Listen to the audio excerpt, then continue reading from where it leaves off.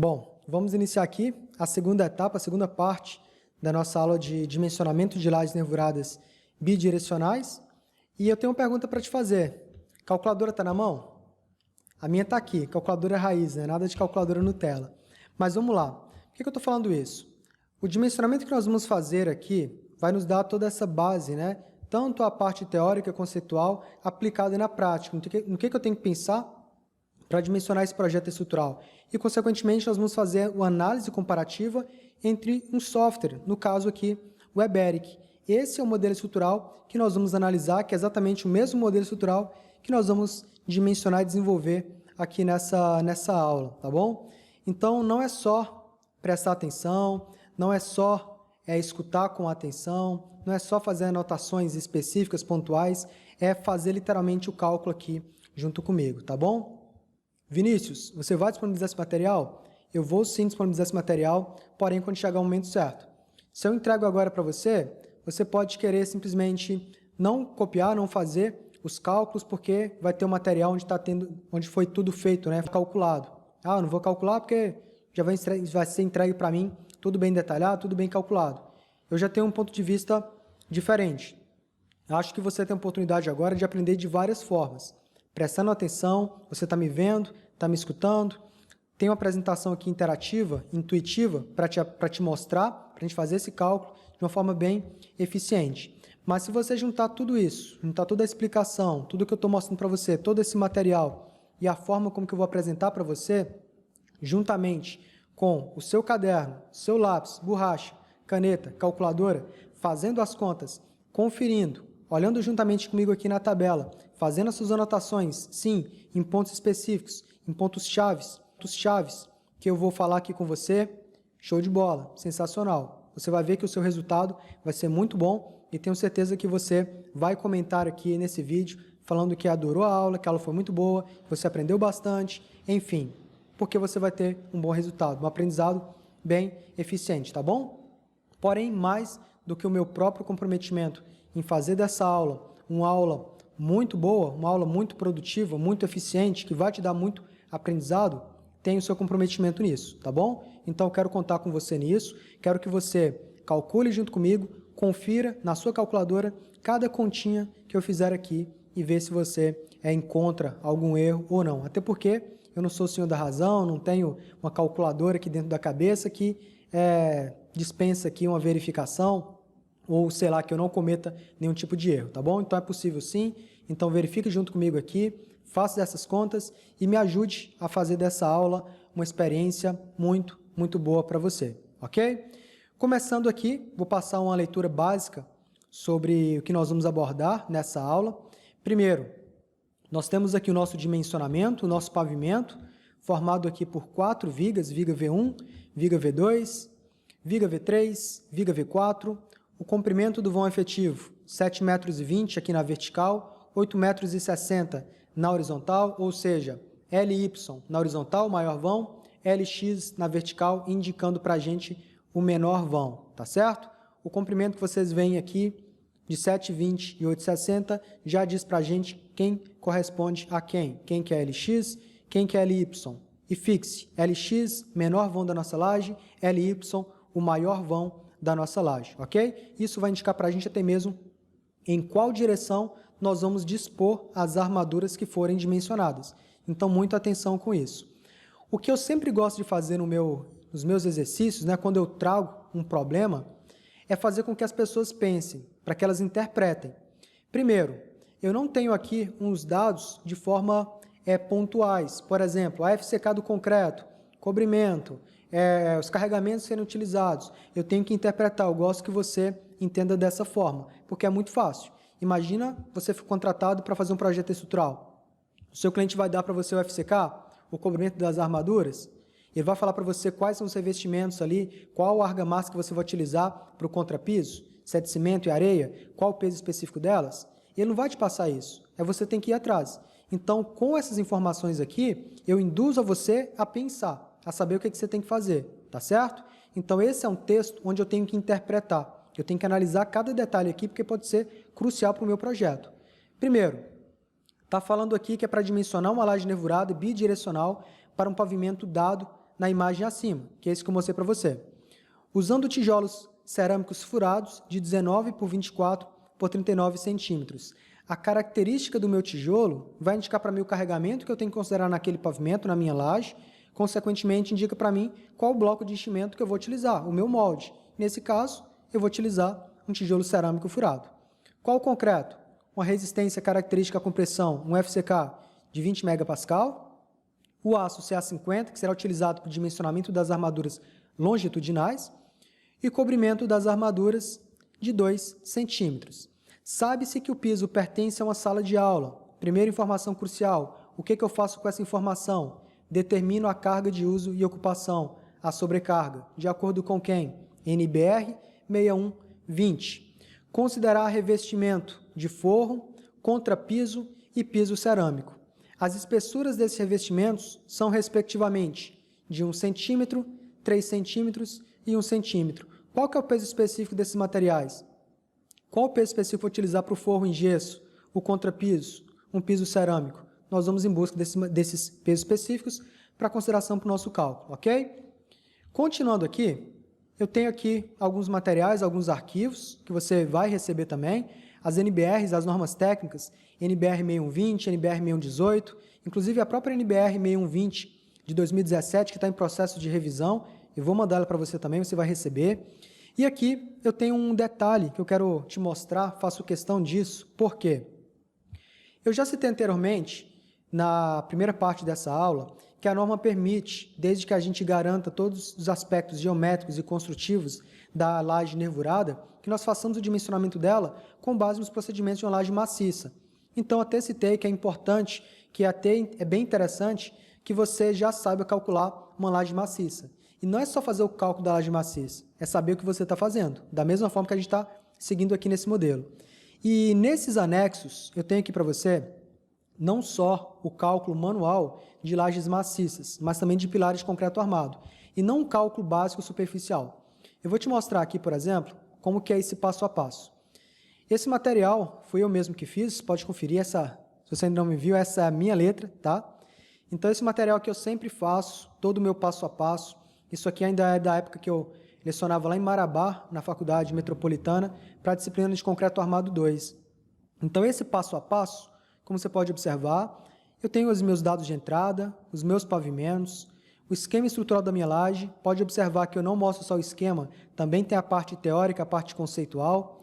Pré-dimensionamento, tem os comentários que são escritos aqui para você entender o que está sendo feito. Cálculo de cargas atuantes, verificação de flecha em laje maciça, não só a quantidade de armaduras, a taxa de armadura, mas também verificação de flecha na nossa laje, flecha elástica, flecha para carga total, flecha para carga acidental, enfim, tudo muito bem detalhado, bem como o dimensionamento, o cálculo dos momentos fletores, o dimensionamento das armaduras, área de aço, cálculo das barras das armaduras de ancoragem.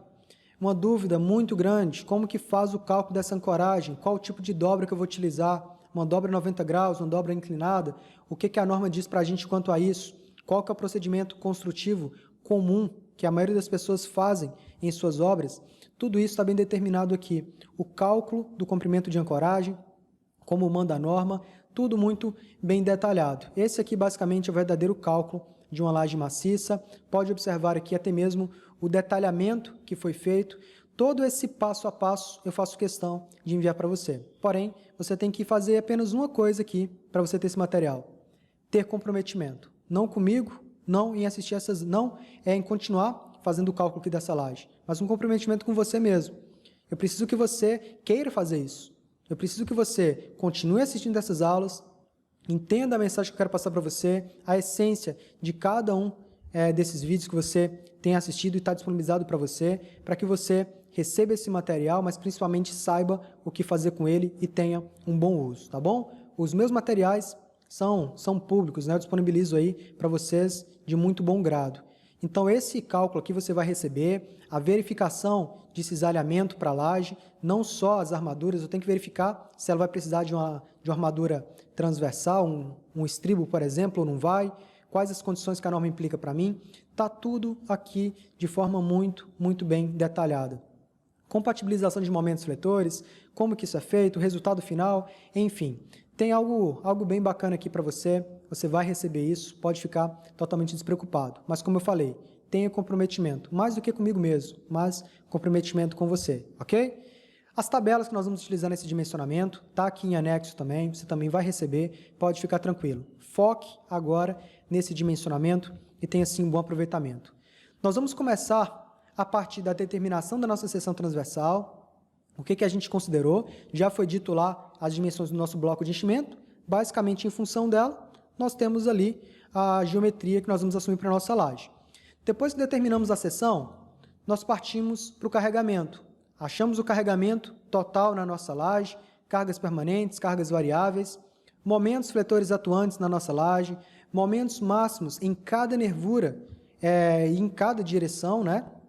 Essa é uma diferença boa em relação à laje nervurada e laje maciça. Na laje maciça, você considera um momento só ao longo ali do vão da sua laje. Na laje nervurada, nós calculamos o momento por nervura, até porque a armadura vai ser disposta por nervura de nossa laje.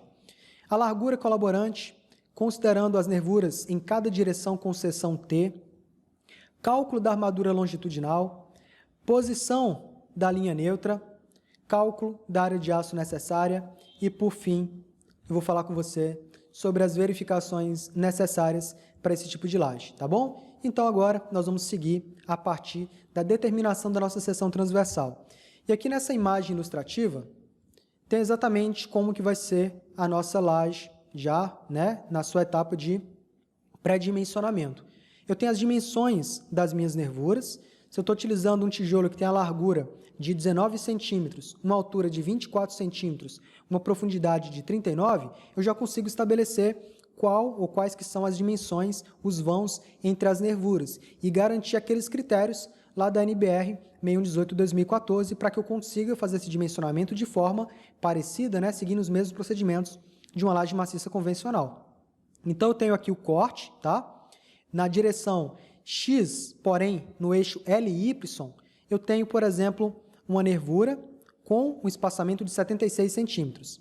Já em X, no eixo LX, eu tenho aqui já um comprimento, né, de nervura de 78 centímetros. Como que se chegou nisso? Para eu ter aqui esses 76 centímetros, primeira coisa, qual que é a largura dessa nervura? Foi considerado aqui uma largura de nervura, dessa nervura aqui, o BW da nossa laje, igual a 12 centímetros, tanto na direção X quanto na direção Y. Na outra dimensão desse vão aqui da nossa cubeta, né, na verdade, do espaçamento entre as nervuras, foi considerado aqui a largura daqueles dois tijolos, de dois tijolos. Se um tem 39 centímetros, 12 aqui eu tenho 78 centímetros, ok? Considerando aqui o centro de gravidade entre cada uma dessas nervuras, o vão teórico que eu vou utilizar para dimensionar os esforços que chegam em cada uma dessas nervuras vai ser o quê? A dimensão entre elas, mais o centro de gravidade aqui entre cada uma dessas nervuras. Ou seja, 76 mais 12 vai me dar aqui um vão, né, entre essas nervuras de 88 centímetros. Já para o outro vão, 78 centímetros mais 12 vai me dar aqui um entre-eixo de 90 centímetros. Seguindo os critérios da norma, nós podemos fazer esse dimensionamento similar ali de uma laje maciça, sem qualquer problema, de forma bem tranquila, para que a gente tenha um resultado bem próximo aí do próprio software, ok? Eu vou comparar com você, você vai ver que os resultados foram bem similares. Nós temos aqui a altura total da nossa laje de 29 centímetros, ou seja, 24 centímetros da altura do tijolo, mais 5 centímetros de espessura da mesa de compressão aqui da nossa laje. O HF, que é exatamente a espessura da mesa, foi considerado o valor de 5 centímetros e o BW, 12 centímetros. De posse dessas informações, eu já estou preparado para fazer o cálculo dos carregamentos. Aqui nos carregamentos, nós dividimos entre cargas permanentes e cargas variáveis, cargas acidentais, devido ao uso e ocupação da nossa edificação. Nesse cálculo, para o peso próprio, o que foi considerado? Nós temos a mesa, nós temos as nervuras e nós temos o tijolo, que são materiais que vão ficar lá fixos na nossa estrutura, que não vão ser alterados. Então, são consideradas cargas permanentes, né, devido ao peso próprio. Eu tenho também as cargas permanentes, que são chamadas também de sobrecargas permanentes. Eu vou explicar um pouco mais para você sobre elas e quais são elas. No caso da nossa mesa, nós temos uma espessura de 5 centímetros, que multiplicado por 25, quem que é esse 25? Peso específico aí do concreto armado, no valor de 2.500 kgfm por metro cúbico ou 25 kN por metro cúbico. Então, todas as nossas unidades vão ser trabalhadas para unidade de medida igual a kN por metro quadrado, ou então por metro quadrado, por nervura ou por metro de laje, tá certo? Mas sempre trabalhando em quilonewtons. O resultado desse cara, confere aí comigo, tá com sua calculadora aí, bate aí, 0,05, 5 centímetros ou 0,05 metros vezes 25, 1,25 kN por metro quadrado. Conferido? Tá certo isso aí? Nervuras. Agora eu quero saber o carregamento, né, devido a cada uma dessas nervuras. Eu tenho que pegar minha estrutura como um todo. Então, vai ter concreto na mesa, tem concreto na nervura. Então, o que eu considero? Primeiro, na direção Y aqui, eu tenho no vão LY 0,24, corresponde a quem? 0,24 a altura, né? Descontando aí o capeamento, vezes 0,12 a espessura, o BW, 25 o concreto armado, dividido por 0,88. Quem que é o 0,88? Voltando aqui na nossa imagem, o comprimento do nosso vão paralelo ao eixo Y, ao meu vão LY, tá certo?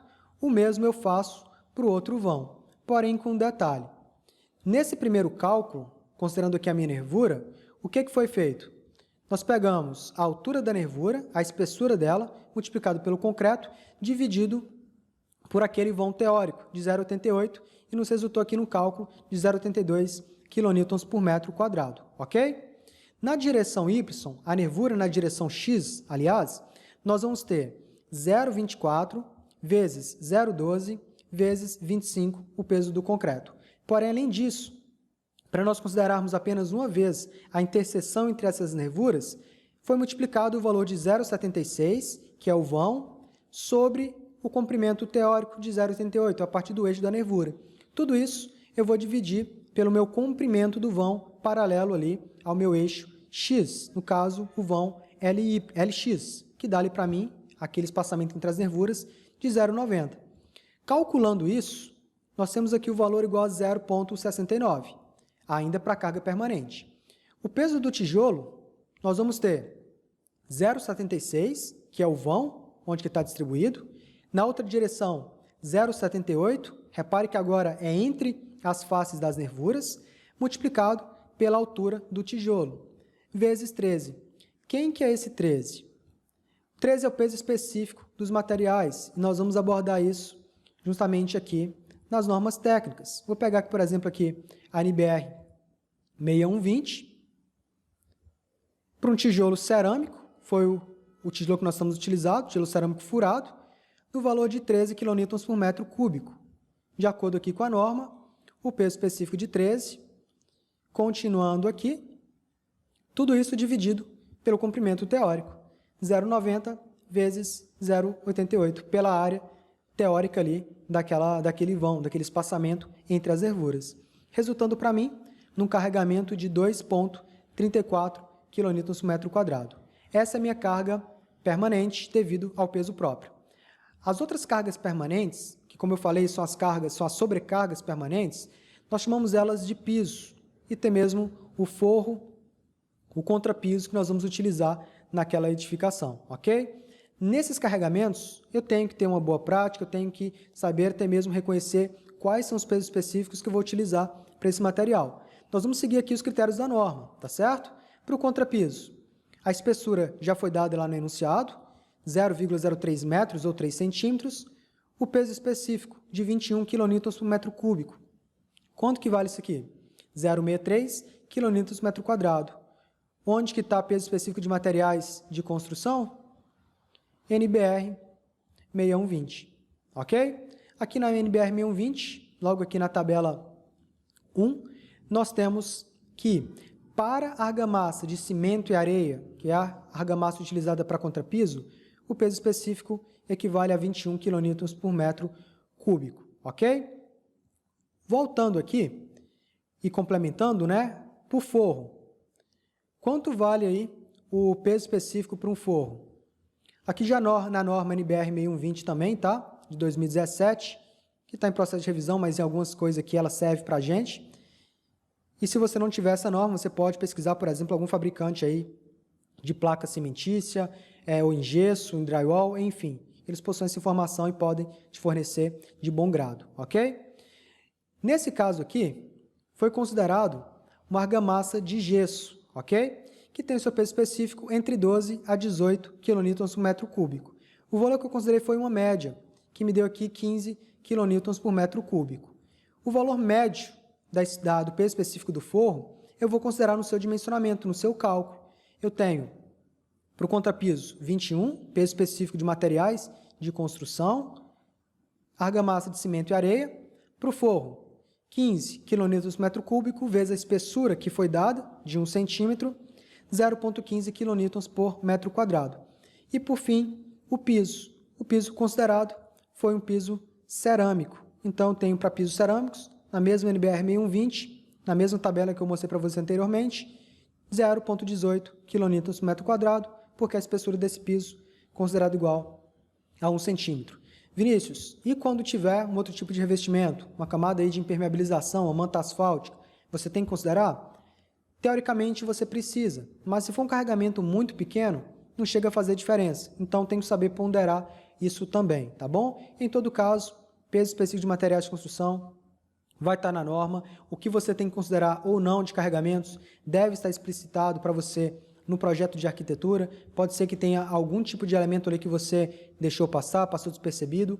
Por isso que a boa interpretação de um projeto de arquitetura é crucial para um bom dimensionamento de um projeto estrutural, tá certo? Aqui nós consideramos os carregamentos que já foram dados para a gente, que são os carregamentos normalmente considerados para uma edificação convencional, residencial, comercial. Claro que o piso, aqui foi um piso cerâmico, poderia ser um piso de granito, poderia ser um piso de porcelanato, aí você tem que considerar as dimensões desse porcelanato, enfim, esses dados de materiais, por exemplo, até mesmo de piso, né, a geometria, o tipo de piso, deve vir para você no projeto de arquitetura. Não tem como você adivinhar esses casos, tá bom? No total da carga permanente, somando todas essas 6 cargas que nós calculamos agora, um valor de 6,10 kN por metro quadrado, um valor arredondado. Se eu não me engano, esse valor aqui foi da ordem de 6,06 kN por metro quadrado. Confira para mim se eu estiver errado, tá bom? Eu fiz essa conta aqui de cabeça. Aliás, são 7 cargas. Então, arredondando aqui, um valor um pouquinho mais exato, 6,10. Para carga acidental, sala de aula, foi dado lá para a gente 3 kN por metro quadrado. Venho aqui na norma. Vinícius, eu já sei que está na norma. Por que você está mostrando isso? Eu já faço projetos há mais tempo. Cara, é um passo a passo. Eu estou mostrando para você um método. E esse método é importante para você absorver ainda mais nos seus projetos, né, ter resultados muito melhores, ok? Para escolas, sala de aula, 3 kN por metro quadrado. E se for uma outra sala? 2. Aí você vai, dimensiona uma estrutura aí para um colégio e coloca 3 para tudo, onde não tem necessidade. Então, vale a leitura da norma, vale uma boa interpretação, ok? Por isso, nós consideramos aqui o carregamento dessa carga acidental, né, equivalente a 3 kN por metro quadrado, como manda a norma. Somando todas essas 8 cargas agora, temos um carregamento total de 9,10 kN por metro quadrado. Momentos atuantes, na laje. O procedimento de cálculo que nós vamos utilizar aqui, baseado aí no processo de placas, né, que é muito parecido com o de lajes maciças, você pode seguir o seu procedimento de cálculo, talvez como essa que você já conhece, né? Eu sigo basicamente o método de cálculo dos professores Roberto Schust e do professor Libânio Miranda Pinheiro. São duas referências, né, a nível nacional. O Roberto Schust, da Universidade de São Carlos, da UFSCar, e o Libânio, da USP. Então, são caras que contribuíram, né, e contribuem bastante aí com a gente quando se fala de cálculo estrutural. E esses momentos de cálculo que nós calculamos, né, para determinar os esforços, são calculados com base em tabelas de dimensionamento. E essas tabelas, vou mostrar para você agora, a começar aqui bem do início, né, nessa tabela. quando ele diz para a gente como que nós fazemos esses cálculos, né, o cálculo de momento fletor. Essa tabela está no próprio livro do Libânio, em parceria com Roberto Schust, onde os momentos de cálculo da nossa estrutura, bem como os esforços cortantes e flechas, são atribuídos de acordo com os momentos em x e em y para momentos positivos, xx e xy para momentos fletores negativos. Na nossa laje, ela não tem continuidade. Então, tem uma laje só, que vai ser considerada simplesmente apoiada. Então, não vou ter momentos negativos ali para o meu momento fletor de cálculo. E para calcular esse momento fletor de cálculo, eu preciso ter algumas referências. Eu preciso ter alguns coeficientes de ponderações, coeficientes, na verdade, que vão dizer para mim qual o valor desses momentos que a minha laje vai ser aplicado nessa minha laje. Esses coeficientes para o momento em x, momento em y, basicamente recebem o nome aqui de μx e μy. O P é o nosso carregamento, o Lx, o menor vão da nossa laje, sempre em relação ao menor vão, independente se você está calculando o momento em x ou momento em y. Lx ao quadrado sobre 100. Então, a única incógnita aqui que é variável será o valor correspondente ao eixo que nós estamos dimensionando, seja em x, seja em y. Porém, a determinação desses coeficientes vai ser com base aqui na relação entre o maior vão e o menor vão, que nós chamamos aqui de lambda. Então, vou pegar o maior vão da minha laje, o Ly, e dividir pelo menor vão, e assim ter essa relação através desse coeficiente. Achei o valor de lambda, eu consigo determinar quais são os coeficientes que eu vou utilizar para o meu dimensionamento. Porém, eu preciso saber qual tipo de caso que eu vou considerar para esse dimensionamento. No Libânio e no livro aqui do Schust, ele indica para a gente 9 casos possíveis. Caso 1, caso 2, caso 3, até o caso 9, dependendo do tipo de vinculação que você considera. Nessa laje, como nós não temos lajes vizinhas, né? Uma única laje, ela vai ser considerada como simplesmente apoiada nos seus 4 lados. E por isso nós vamos utilizar aqui o cálculo baseado no caso 1, somente uma estrutura, uma laje bi-apoiada, sem continuidade, sem momentos fletores negativos, tá certo? Em função disso, em função do tipo de laje, em função da relação de lambda Ly sobre Lx, nós podemos determinar o valor desses momentos ou desses coeficientes.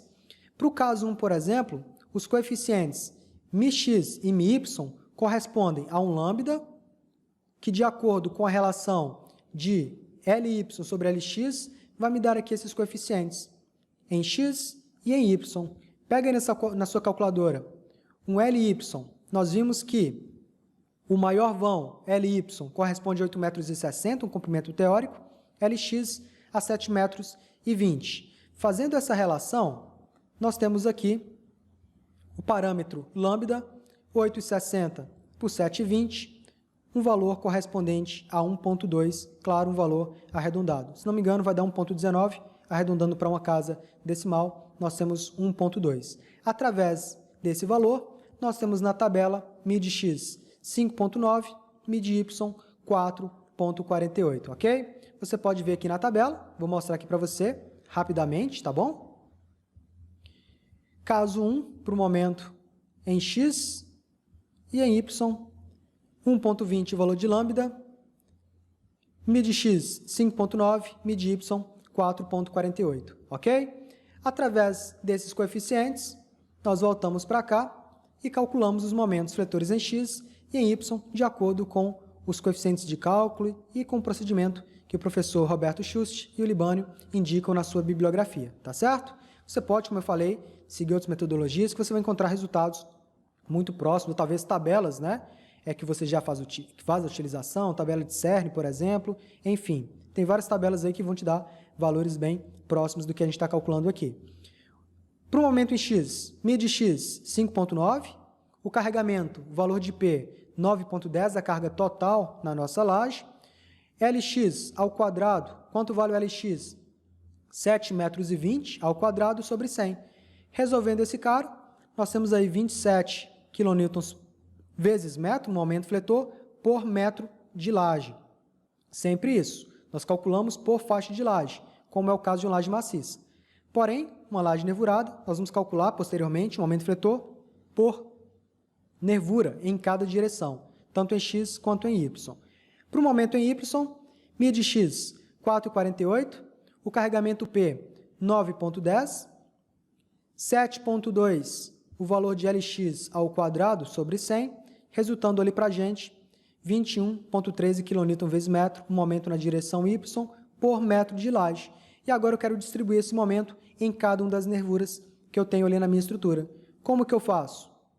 Em x e em y, basta pegar esses momentos fletores e multiplicar por aquele comprimento teórico em cada uma das direções.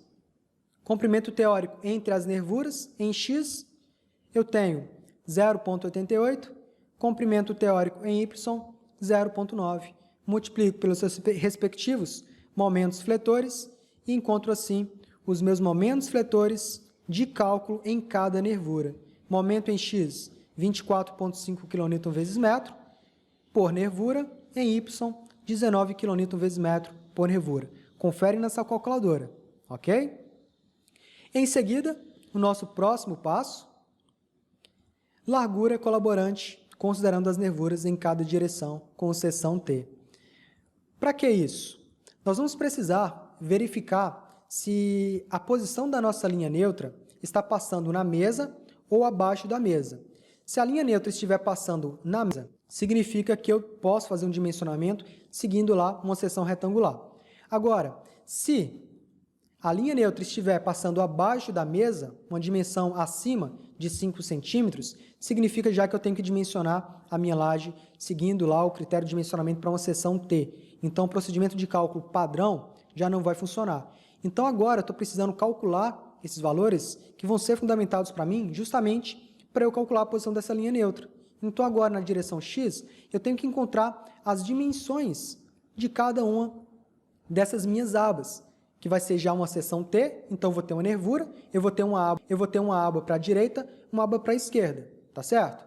Em todo caso, a norma diz para a gente, o meu BF, que vai ser a minha seção T, a parte superior dela, eu tenho a nervura e tenho a mesa. O BF é o comprimento dessa mesa, que vai formar aquele T. O BF sendo a mesa, como que eu faço o cálculo dele? Eu vou ter a espessura da minha nervura, eu tenho a altura dela e lá eu tenho a minha mesa. Então, eu vou ter ali, para somar e ter o comprimento dessa mesa, já que a espessura eu já tenho, eu vou precisar do BW, da espessura da minha nervura, mais 2 vezes B1. E assim, eu calculo meu BF. Agora, quem que é B1? B1, ele é o menor valor entre 0,10 vezes A ou 0,50 vezes B2. Quem são esses valores? O A é o meu vão livre, 7,20 metros, para uma viga simplesmente apoiada. No nosso caso, né, a nossa estrutura é toda simplesmente apoiada, a nossa própria laje é simplesmente apoiada. O B2, 0,76, que é a distância livre entre nervuras. Então, basicamente, substituindo esses valores, eu tenho 0,10 vezes A, 0,10 vezes 7,20, eu vou ter aqui 0,72. 0,50 de B2, que é a distância entre as minhas nervuras, 0,50 vezes 0,76, que é para a direção X, correspondendo aqui para mim, 0,38 metros. Portanto, meu B1, 0,38 metros, e é o valor que eu considero para a minha mesa. Então, eu vou ter o meu BF como sendo o meu BW, não é isso? Mais 2 vezes o meu B1, totalizando assim 88 centímetros. BW, eu tenho o meu BF, ok? A minha mesa vai ter uma largura ali correspondente a 0,88 metros para a direção X. Para a direção Y, eu sigo o mesmo procedimento de cálculo. BF, BW mais 2 vezes B1, eu tenho 0,2 mais 2 vezes 0,39, me dando assim 0,90 metros, que é o comprimento de BF, o comprimento da minha mesa, formando a minha seção T, que é a seção correspondente para uma laje nervurada bidirecional. O cálculo de B1, como eu cheguei no valor de 0,39, exatamente como foi feito para a direção em X, B1 menor ou igual a 0,10 vezes A, 0,10 agora o A na direção Y, o vão de LY, 8,60 metros, 0,88. O B2, distância livre entre nervuras, na direção Y, 0,78, totalizando assim 0,39 metros, a distância correspondente, né, de B1. Substituindo na equação, Foi assim que eu cheguei no valor de 0,90, ok? Com esses valores, nós já passamos para o cálculo da nossa armadura. O que nós acabamos de fazer até aqui, nós podemos chamar de um projeto geométrico, porque a nossa armadura vai ser calculada com base em uma geometria. Então, em função dos carregamentos, obviamente, eu traço uma geometria, em função dessa geometria, eu faço o cálculo da minha armadura, correto? Aí sim eu tenho um concreto armado, porque o concreto, a minha armadura, vai depender da geometria da minha seção. Então, até aqui, nada mais do que nós fizemos foi um projeto geométrico. E agora, nós passamos para o cálculo das nossas armaduras. E observe o trecho que eu especifiquei aqui para você. Como as armaduras se cruzam no encontro das nervuras, a altura útil em cada direção será diferente. Eu vou ter uma nervura nas duas direções, onde vai ter uma armadura em uma direção e armadura em outra direção. Nós sabemos que a altura útil nada mais é que a altura total, a T, menos os cobrimentos e a armadura que vai ser disposta ali. Ou seja, a altura útil vai ser a nossa altura da borda superior comprimida da nossa laje até o centro de gravidade da nossa armadura. Quando eu tenho duas armaduras se cruzando, qual que vai ser o centro de gravidade? Concorda que eu vou ter um centro de gravidade para a armadura que passa na parte superior e um outro centro de gravidade da armadura que passa na região inferior? Ou seja, numa mesma laje, eu tenho duas alturas úteis. Então, eu tenho que fazer esse cálculo, essa consideração, porque a minha armadura vai ser dimensionada em função de uma altura útil, ok? Recomenda-se que seja tomada como altura útil da laje a distância entre a borda comprimida superior e o centro das barras da camada superior da armadura positiva das nervuras. Por que isso? Com isso, acarreta um valor menor de altura útil, já que eu estou pegando a parte superior da minha mesa, a região comprimida, até a armadura que está na região superior. Reduzo a minha altura útil, em compensação, eu vou ter uma maior área de aço. Se eu reduzo o valor de D da minha altura útil, eu vou ter uma armadura de aço maior e, consequentemente, eu vou trabalhar a favor da segurança, ok? Dessa maneira, fica garantido o posicionamento correto das barras na laje, pois durante a execução da obra nós não temos garantia. Quem que o executor vai colocar na parte superior, na parte inferior? Nós não conseguimos prever isso. Você, por exemplo, tem aqui uma armadura de 10, aqui uma de 12,5. Ele pode colocar de 12,5 embaixo, a de 10 em cima. Isso já muda a minha altura útil, concorda? Então, como a gente não sabe, não consegue prever isso, a forma mais recomendada é que você adote a sua altura útil sempre da região comprimida superior da sua laje até o eixo da armadura superior, na camada superior que está disposta aí no seu dimensionamento, ok? Considera uma menor altura útil para ter uma área de aço maior e, consequentemente, trabalhar a favor da segurança. O cálculo dessa altura útil está representado aqui através dessa imagem ilustrativa. Nós temos 29 centímetros, que é a altura total da nossa laje, o cobrimento de 2 centímetros que foi dado para proteger essas armaduras contra efeito corrosivo e agressivo do meio ambiente, uma altura útil da parte superior comprimida da minha laje, até o eixo da armadura que passa na região superior, na segunda camada, e o D2, a segunda altura útil, no eixo da armadura que está na parte inferior.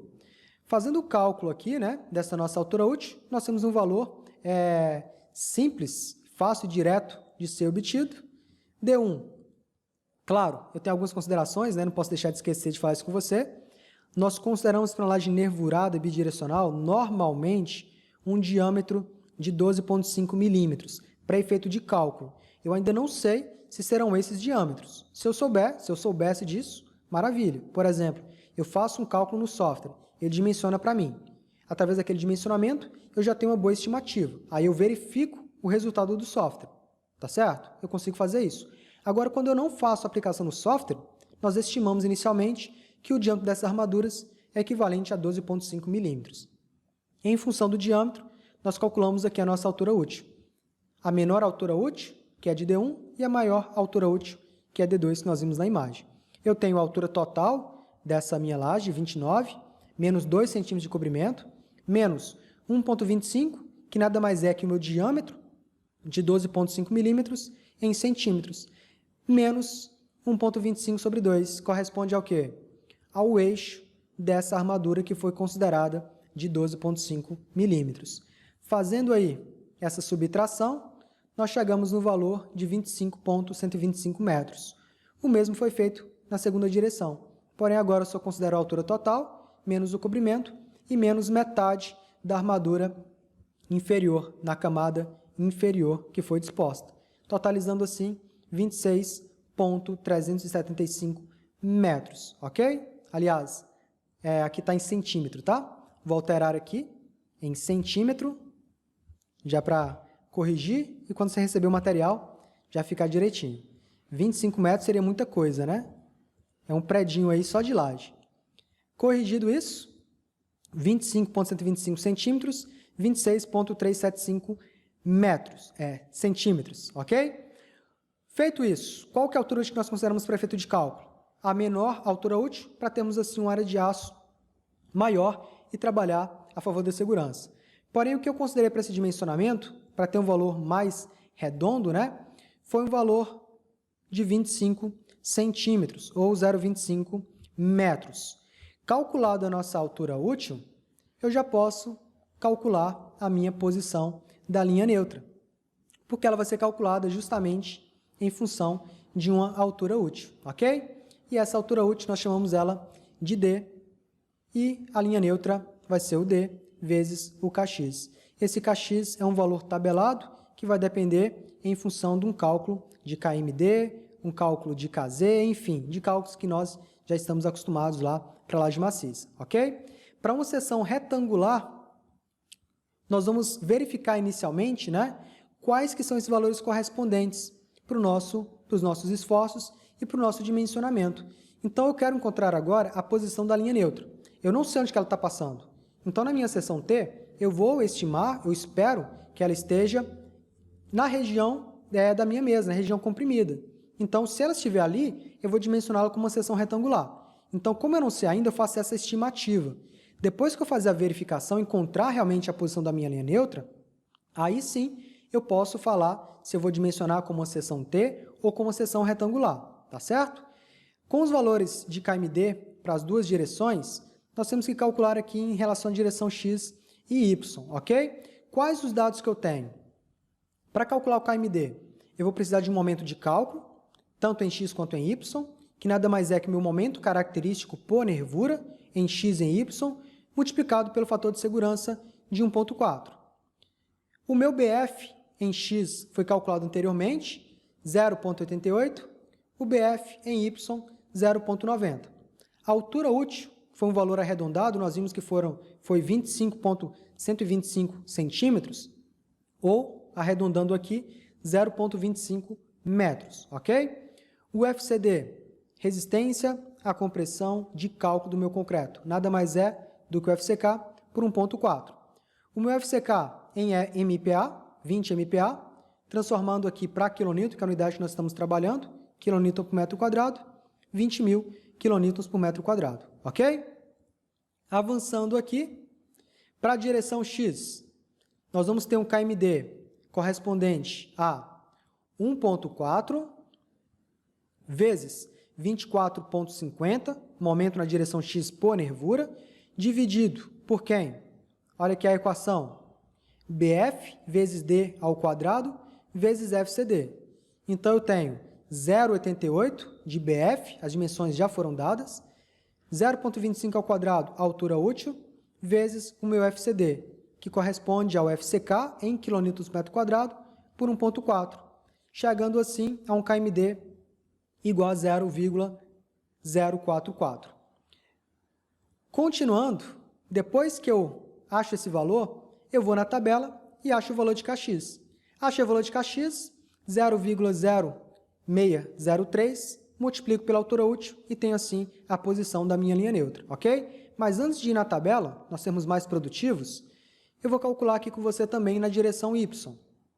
1,4 vezes o momento fletor por nervura na direção Y, 19,02, calculado anteriormente, dividido pelo meu BF na direção Y, 0,90, vezes a altura útil ao quadrado, vezes o meu FCD, 20.000 kN por metro quadrado, sobre 1,4, chegando assim a um KMD igual a 0,33, confere isso na sua calculadora, E em seguida, na tabela, eu tenho o Kx de 0,0449, ok? Através desses valores, eu chego aqui na posição da minha linha neutra, tanto em x quanto na direção y, ok? Em x, 0,0151 metros, né? Um pouco mais de 1,5 cm. Na direção y, 0,0112 metros, pouco mais de 1 centímetro ainda, ou seja, eu tenho uma mesa de 5 centímetros e a posição da linha neutra, que é medida sempre da parte superior para baixo, apenas de 1 centímetro e alguma coisa. Ou seja, a minha linha neutra está passando tranquilamente na mesa. Então, eu posso continuar dimensionando a minha laje tranquilamente, considerando uma seção retangular, ok? Onde que nós achamos esses valores aqui na tabela, correspondente aos valores calculados de KMD? Onde que eu acho que o valor de Kx? Eu vou abrir aqui a tabela com você. Vou pegar aqui a tabela.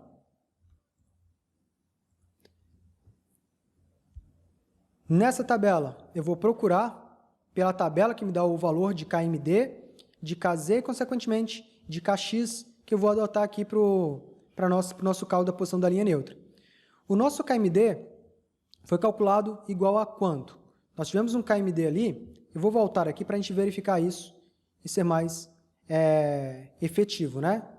0,044 em x, 0,033 em y. Então, primeiro para x, 0,044. Novamente aqui na tabela, rapidinho. KMD, eu não vou achar o valor exato, então eu encontro aqui o valor mais próximo daquele valor que foi calculado. Então, para x, eu encontrei 0,044. Então, eu tenho basicamente o valor de 0,0603, que foi o valor que nós consideramos para achar, assim, a posição da linha neutra. Já para o valor na direção y, nós encontramos o valor de 0,033. Então, assim, nós chegamos no valor de 0,0449. Através desses valores, como nós já vimos, nós chegamos aqui no cálculo da posição da nossa linha neutra, ok? E assim que você observa, encontra os valores tabelados para determinar a posição da linha neutra e, através dessa informação, você poder dimensionar a sua laje como uma seção retangular ou como uma seção T. Nesse caso, como eu já falei, a posição da linha neutra está na região comprimida da nossa mesa, que tem 5 centímetros. A linha neutra foi pouco mais de 1 centímetro, então eu posso continuar o meu dimensionamento seguindo aqui com uma seção retangular, fazendo as verificações convencionais de uma seção retangular. E, por fim, nós calculamos a nossa área de aço necessária em função da nossa altura útil para uma seção retangular e o Kz, que também é tabelado, nós já vimos até mesmo na tabela que nós podemos encontrar esses valores, ok? Os dados que eu tenho da minha área de aço, eu tenho o momento fletor de cálculo, 1,4 vezes o momento em cada direção por nervura. Para a direção Y, eu tenho 19,02, para a direção X, 24,5, o Kz, 0,9759, o Kz em Y, 0,9820, tabelado em função de KMD. Vamos encontrar ele lá? O KMD nós já sabemos, correto? Vou vir aqui na tabela, KMD 0,0444 para a direção X, venho na tabela, o valor mais próximo, não preciso fazer uma interpolação, tá? O mais próximo. A interpolação te dá um valor muito mais próximo, mas não é interessante, não é necessário. Para o KMX, para o KMD de 0,044 na direção X, Kz 0,9759. Para a direção Y, KMD foi 0,0333. Então, nosso Kz, 0,9820. De posse desses valores, desses coeficientes que nós vimos que são tabelados, eu já calculo o valor da minha área de aço, tendo aqui o D como altura útil e tendo o nosso FYD como a resistência de cálculo do nosso aço, do nosso vergalhão. Um aço CA50 tem uma resistência de cálculo de 500 megapascal. Em quilonewtons por centímetro quadrado, por que centímetro quadrado? A área de aço será calculada por centímetro quadrado. Então, agora, eu tenho que ter atenção quanto a essas unidades, ok? 50 kN por centímetro quadrado. Calculando assim a área de aço, primeiro na direção x, substituindo aqueles valores na equação que foi dada, eu encontrei uma área de aço de 3,23 centímetros quadrados por nervura na direção x, ou seja, na direção onde eu tenho maior momento fletor. Eu tenho aqui um eixo y, correto? As armaduras para resistir a esse momento que vem aqui nessa direção de comprimento maior deve ser perpendicular a ele. Então, a armadura que eu calculo para o maior vão, para o maior esforço, é disposta na direção oposta, tá? Perpendicular a ela. Por isso, aqui na direção x, nós vamos ter uma armadura maior do que na direção em y, ok? Totalizando, depois que eu substituir esses valores na equação, uma área de aço necessária de 2,50 centímetros quadrados por nervura da nossa laje. E, por fim, a nossa armadura final por nervura em cada direção. Eu tenho aqui, na direção x, uma área de aço necessária. Em função dessa área de aço necessária, eu tenho que suprir essa área com armaduras.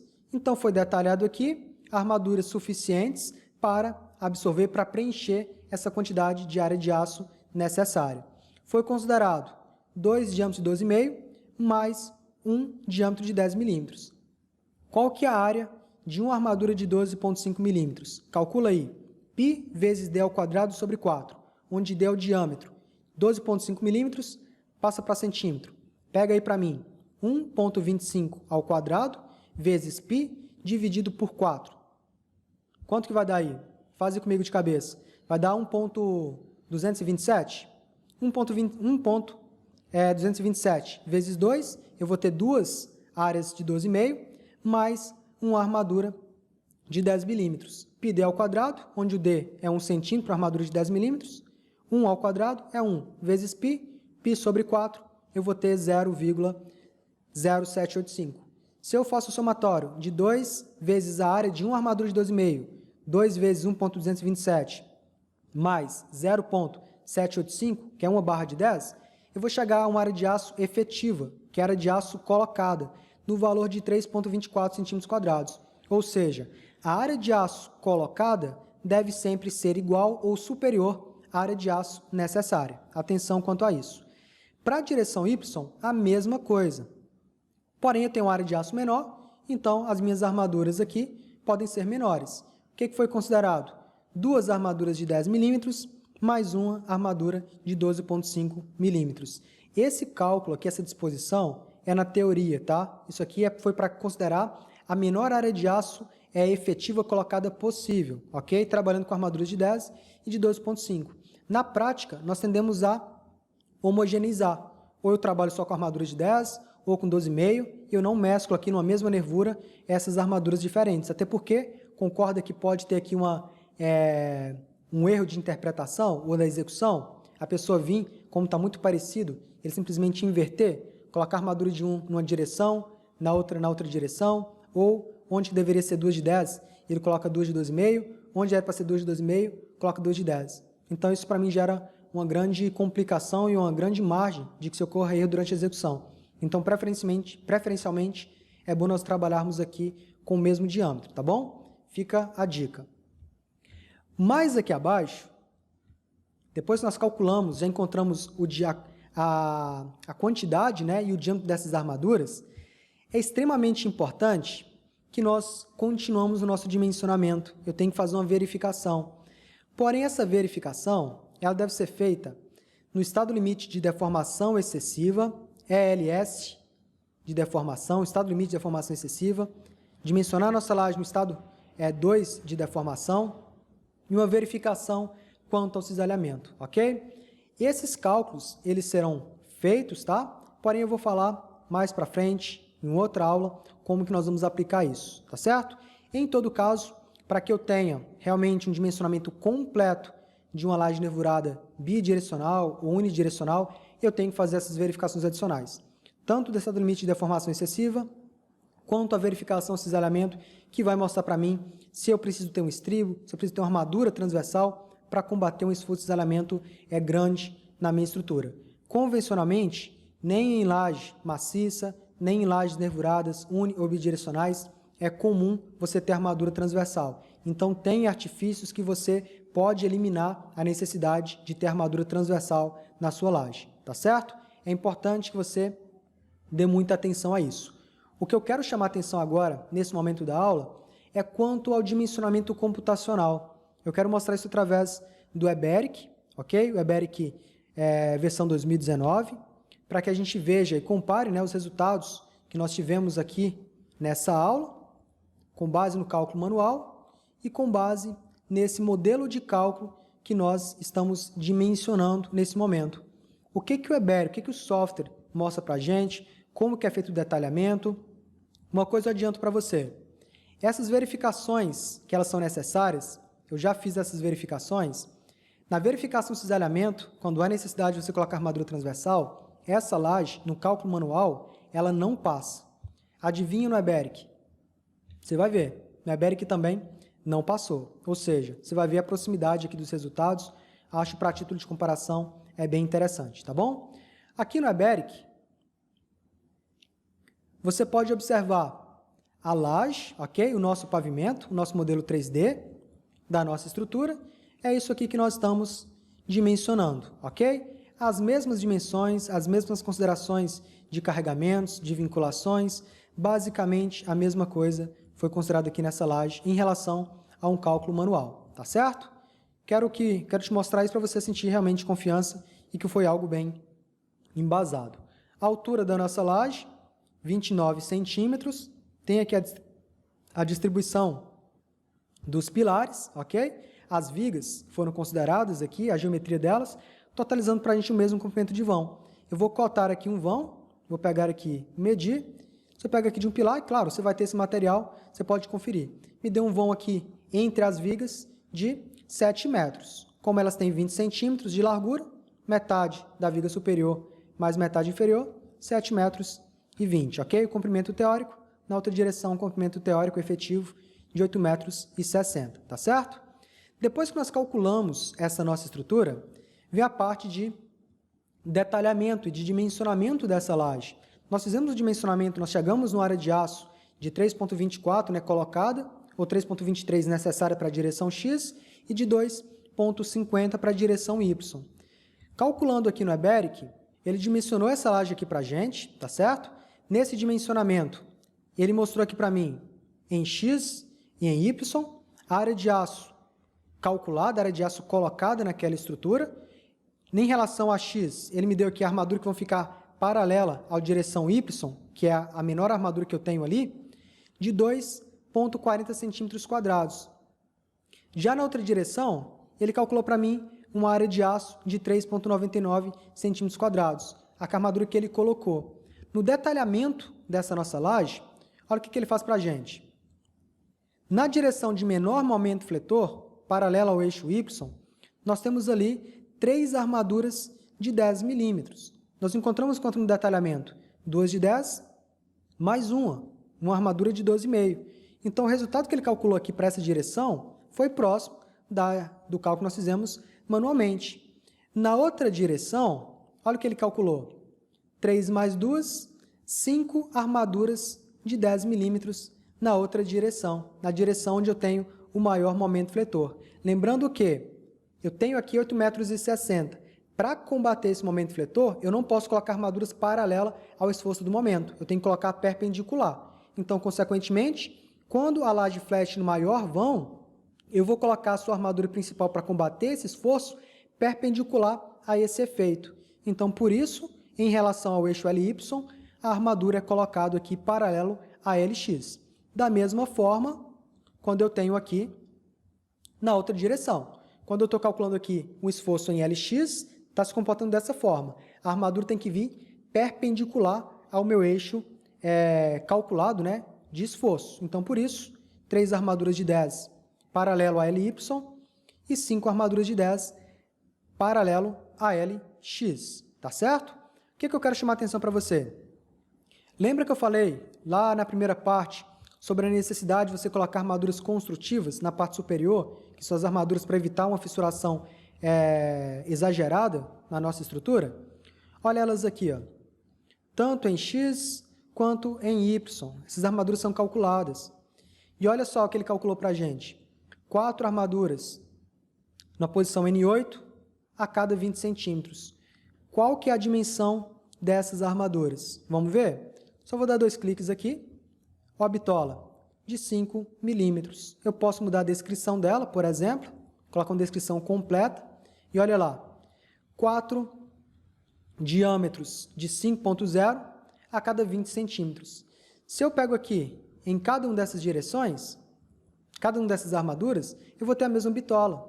São armaduras construtivas para evitar fissuração, ok? Como indica lá para a gente no procedimento de cálculo da NBR 1018/2014, tá bom? Tanto em X quanto em Y, somente armaduras para evitar uma fissuração exagerada. E por fim, nós temos aqui a verificação do cisalhamento. Ele mostra para a gente um detalhamento de punção e cisalhamento das lajes do pavimento. Bacana? Nesse cara aqui, ó, ele está detalhando para a gente armaduras transversais, 12 diâmetro de 5 a cada 9, em algumas regiões aqui da nossa laje. Quando a gente faz uma verificação manual, nós conseguimos comprovar se é realmente necessário de ter essas armaduras. Por exemplo, se não há necessidade de colocar essas armaduras, obviamente eu não vou dispor elas no meu detalhamento, correto? Agora, se eu faço uma verificação e realmente é comprovado que tem que ter essa armadura, o que eu posso fazer para eliminar esse estribo? O mesmo que a gente faz para a viga, a gente aumenta a largura, é uma forma mais eficiente. Se eu aumento a largura dessas nervuras, de 12 para 16, por exemplo, ou mais que isso talvez, eu posso eliminar a necessidade de ter essa armadura contra esforço excessivo de cisalhamento, ou mesmo aumentar um pouco a altura da minha laje, também contribui em relação a esse tipo de esforço, em relação ao detalhamento desse tipo de armadura. A grande sacada é, eu fiz a verificação dessa laje, tanto de flecha quanto de cisalhamento. E no cisalhamento, ela não passa, nem no cálculo manual, nem aqui no cálculo computacional, para a gente ver a proximidade. Eu mostrei para você aqui anteriormente as áreas de aço que foram colocadas, foram muito próximas do nosso cálculo manual. Significa que o software e o cálculo manual te dão resultados muito próximos? Não. O modelo de cálculo que nós tivemos nos possibilitou isso. Se eu não tivesse condições de calcular essa laje nervurada seguindo os procedimentos de uma laje maciça, eu teria que utilizar um software para elementos finitos. Eu não ia conseguir com o cálculo manual ter uma proximidade tão grande, ok? E querendo ou não, os resultados do software, já que ele analisa a nossa estrutura de forma integrada, ele tende a gerar para a gente resultados mais próximos do real, resultados mais confiáveis, desde que nós saibamos exatamente o que nós estamos fazendo dentro dele, tá bom? E aqui, era isso que eu quis mostrar para você. Aqui nesse cara ainda tem o cálculo aqui, o esforço de punção, né, que a gente pode verificar nessa nossa estrutura. Posso verificar aqui os diagramas, onde eu mostro aqui, por exemplo, as punções, a punção nos pilares. Cliquei aqui, olha lá, não tem punção. Então, nesse diagrama que eu mostrei aqui para você, nesse detalhamento, na verdade, é somente as armaduras necessárias devido a um esforço de cisalhamento mais elevado. E não porque teve punção, até porque eu não tenho nenhum pilar apoiado ali, ou servindo de apoio, na verdade, né, dessas lajes. E aqui nesse cara, ele só mostra para a gente essa verificação, e a gente pode constar aqui nesse detalhamento que não teve nenhum tipo de punção nessa nossa laje, tá certo? Bom, era isso basicamente que eu quis mostrar, que eu queria mostrar para você. Porém, chamando a atenção por um último detalhe nessa aula, antes da gente fazer um encerramento, tá bom? Através do pórtico unifilar, eu vejo o comportamento da minha estrutura. Eu vejo, por exemplo, o deslocamento, eu vejo o cálculo dessa flecha. Através da flecha encontrada, né, pelo próprio software, ou um cálculo manual, comparo com a flecha limite, vejo se as flechas encontradas aqui estão dentro dos valores limites, vejo o modelo de cálculo, faço análise do modelo de cálculo para o estado limite último, a ruína da edificação e do estado limite de serviço, que visa o conforto do usuário, para ver se eu tenho um projeto que foi dimensionado de acordo com os critérios normativos. Porém, o que eu quero chamar a atenção? Se você hoje faz um projeto estrutural, você sabe o que fazer com esse diagrama? Você sabe interpretar? Você sabe me dizer se essa estrutura está tendo um bom comportamento ou está tendo o melhor comportamento possível?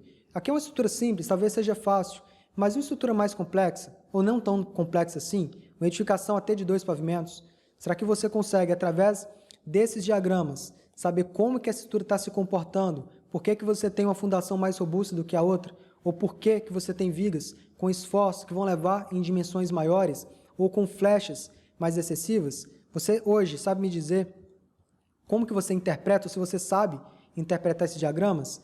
É aqui que está a parada, aqui que está o negócio de fato. Porque nós fizemos o dimensionamento. É através desse diagrama de um pórtico unifilar é que nós conseguimos analisar realmente o comportamento da nossa estrutura, é aqui que nós conseguimos exatamente saber se o comportamento daquela estrutura é o melhor possível para o modelo estrutural que eu fui capaz de conceber. Momentos fletores, esforços cortantes, verificar com o cálculo das armaduras para ver se está condizente, né? Se foi um cálculo realmente bem feito, que vai corresponder bem à minha expectativa de projeto, é aqui que eu faço toda essa análise, tá bom? É importante que você entenda isso, saiba fazer toda essa interpretação através de diagramas e de recursos que todos os softwares hoje que tem no mercado nos possibilita para gerar, sim, um projeto bem feito, tá bom? Bom, vou voltar aqui na nossa aula, ok? Basicamente, esse é o nosso dimensionamento. Era isso que eu queria mostrar para você nesse dimensionamento. Como eu falei, você vai receber todo esse material, toda essa árvore, todo esse mapa mental aqui, você vai receber isso. Fique tranquilo, mas eu quero que você aplique. Eu quero que você tenha feito os cálculos. Eu quero que você realmente tenha colocado aí no seu caderno, escrito passo a passo, colocado os pontos chaves, tudo aquilo que eu falei, para você ter isso realmente como um resultado. Eu quero que você utilize isso no seu dia a dia. Eu quero que você saiba fazer uma análise de um projeto, não só o dimensionamento. Aqui, como eu citei no início da aula, se eu tenho um projeto, uma edificação onde vai ser construída um sobrado ali em cima, ou um novo pavimento, uma edificação já existente, o que eu tenho que pensar? Eu tenho que verificar uma laje, eu tenho que verificar uma viga. Então, o projeto estrutural, ele não está diretamente relacionado só ao cálculo em si. É uma interpretação, um bom senso, uma sensibilidade, mas principalmente a uma análise e uma verificação, que são as etapas que faz tudo isso aqui valer, comprovar se o que eu fiz realmente está certo, eu posso aproveitar disso, eu posso confiar nesse dimensionamento, baseando em uma análise e em uma verificação bem feita de forma assertiva, tá bom? Então, fica a dica. Se ficou com alguma dúvida, primeira coisa que eu recomendo, assista de novo a aula. Segunda coisa, deixa aqui nos comentários a dúvida que você teve, alguma informação que talvez eu deixei passar despercebido, ou se eu falei alguma informação de uma forma mais rápida, enfim, pergunte aqui se você tiver alguma dúvida. Se você gostou dessa aula, deixe um comentário aqui. Eu ainda não estou encerrando, tem um recado para você que eu vou fazer, que eu vou dar esse recado um pouquinho mais à frente aqui, mas agora, com tudo que você já viu, você já pode dizer se você gostou da aula, se você não gostou da aula, o que ela pode melhorar, enfim. Mas eu quero saber a sua opinião. Você me ajudou nesse cálculo, então eu quero saber no que eu te ajudei, no que eu consegui te ajudar no dimensionamento de lajes nervuradas, tá bom? E se você puder, né, e quiser contribuir compartilhando o link dessa aula com mais amigos, com pessoas que você quer compartilhar essa informação, se te ajudou, acho que algo que é bom para a gente, nada mais justo do que a gente compartilhar com mais pessoas e assim a gente fazer uma reação em cadeia, né, de algo bom que pode ser propagado e difundido com mais pessoas, ok? E agora, para finalizar, eu quero dar um recado para você, um recado bem importante, tá bom? Bom, o recado que eu tenho para te dar é muito simples, mas muito importante, porque eu sei que você pode estar ansioso, se perguntando qual que vai ser o assunto da próxima aula, o que nós vamos calcular, o que nós vamos analisar, enfim. E basicamente na próxima aula nós vamos falar de ações do vento, o cálculo de ações do vento, como que deve ser feito, o que a NBR 618 fala a respeito, o que a NBR 6123 de ações do vento diz a respeito da consideração de ação do vento e por que eu decidi fazer essa aula. Muitos alunos me perguntam, professor Vinícius, até quantos pavimentos eu tenho em consideração do vento? Ou a partir de quantos pavimentos? Uma edificação de 2, 3, 4 pavimentos, há necessidade de considerar a ação do vento? Nós vamos ver isso na próxima aula, nós vamos fazer análise de estabilidade global, a verificação de imperfeições geométricas devido ao desaprumo de uma estrutura, enfim, todos os efeitos que estão envolvidos aí no análise, no dimensionamento de uma estrutura sujeita a ações horizontais. Então, eu te convido já a colocar aí na sua agenda o compromisso de assistir a próxima aula. Quero fazer um conteúdo, já vou fazer um conteúdo tão bom quanto esse ou até melhor. A ideia é de superar a expectativa e a tendência é que a próxima aula seja ainda melhor do que essa. Vou me esforçar, estou comprometido a fazer dessas aulas para você uma experiência muito incrível, muito significativa. Eu quero entregar algo que você não vai encontrar aí facilmente na internet. E é provável que a aula que você teve sobre lajes nervuradas, você não vai encontrar na internet. Você pode até procurar, mas da forma organizada, da forma embasada como foi, tenho certeza que é algo difícil de ser encontrado. Eu estou comprometido aqui a te entregar algo a mais. Desde o início, eu sempre falo que eu estou disposto a ir além. E quero que você siga comigo junto nessa jornada, ok? Bem perto, ali do lado, para que a gente consiga alcançar bons resultados juntos, tá bom? Eu preciso de você nessa jornada, quero o seu compromisso e quero que você assista a aula só se você estiver comprometido. Se você, para você tanto faz, se você não está interessado, se você não está engajado nisso aqui, você não vai ter bom resultado. E se você não tem resultado, eu mesmo não consigo ter resultados sobre aquilo que eu estou fazendo. Então, para isso dar certo, você tem que estar comprometido. E a aula que eu vou fazer, a próxima aula, vai ser somente para quem está realmente comprometido, ok? Um grande abraço. Se você não comentou nesse vídeo, deixe seu comentário, deixe a sua sugestão, a sua opinião. Espero muito que você tenha gostado. Indique para os seus amigos que não sabem que esse evento está acontecendo. Isso ajuda muito, não só ele, mas a propagação desse próprio vídeo, né, dessa aula, para que a gente consiga alcançar o maior número de pessoas possível e fazer a diferença na vida profissional de mais pessoas, de mais engenheiros aí que estão no Brasil inteiro, tá bom? Muito, muito obrigado. Fico muito feliz que você esteja me assistindo até agora. São mais de 1 hora de aula, um conteúdo muito, muito bom. Então, eu sei que se você está vendo aqui agora, vendo eu me despedir de você, enfim, eu sei que você está comprometido. Então, esse recado é para você que está realmente comprometido, está em busca de algo a mais. E nós vamos alcançar esse algo a mais juntos, tá bom? É mais uma promessa aí que eu faço para você e que eu estou comprometido a cumprir. Ao longo dessas aulas, você vai ver se isso foi cumprido ou não, tá bom? Nós vamos ver juntos. Um grande abraço, até a próxima aula. Olá, meu nome é Jane, eu sou engenheira civil recém-formada, moro em Ribeirão Preto, no interior de São Paulo, e eu vim aqui contar para vocês um pouquinho da minha experiência com o programa Estruturas do Início ao Fim. O curso me chamou a atenção desde a semana do workshop. O professor Vinícius, ele dá as aulas de uma forma simples, prática e ao mesmo tempo didática. Ele pega todo o conhecimento que ele adquiriu durante a vida profissional dele, né, como engenheiro ou como professor de estruturas, apesar dele ser novo, mas ele tem muito conhecimento na área, né, para passar pra gente. O curso ele tem uma sequência de como você elaborar o projeto estrutural do início ao fim. E realmente, a gente tem muito conteúdo, a gente não aprende somente a utilizar o software em si. Além das aulas didáticas, né, conceitual, a gente tem as aulas práticas sobre os softwares, a gente aprende análise estrutural, que é uma coisa que a gente praticamente não aprende durante a nossa graduação, né? A gente praticamente aprende só a calcular estruturas isoladas. No curso, a gente aprende a fazer um projeto estrutural de verdade. Ele traz pra gente um projeto real, a gente faz análise, faz verificação do relatório de sondagem e tudo. Então, a gente também tem bastante material didático que ele passa pra gente. Tem também alguns aplicativos, né, que ajudam a gente no pré-dimensionamento. Eu nunca fui uma boa aluna de estrutura, né? Nunca fui uma das melhores alunas, mas com o curso eu comecei a perceber que tira um pouco daquela sensação de o monstro da estrutura, né? Aquele medo de fazer projeto estrutural.